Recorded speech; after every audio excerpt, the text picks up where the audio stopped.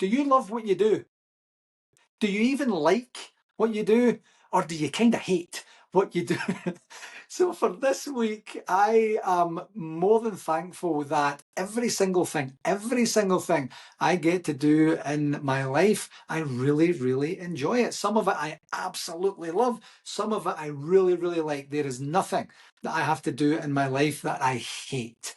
There is nothing. And that's by design. That I've worked a lot over my life to rid myself of the things that are truly a drag to me and maybe to others around me. And I've since replaced that with things that are beneficial for my life, my enjoyment of my life, my life experience. And I include doing the dishes and doing the laundry and some of the harder workouts that I have to do when I really don't feel like doing it. I have a mental condition that I can spin any circumstance or situation around to say, what can I give to and what can I get from this experience, whether it's think time, whether it's an opportunity to make some progress, whether it's to move some dirty things out the way or clean things, whatever that looks like, there's a positive mental attitude for all of that that I have. And I'm so thankful for that. And I'm so grateful that I have got to fashion my life in this way.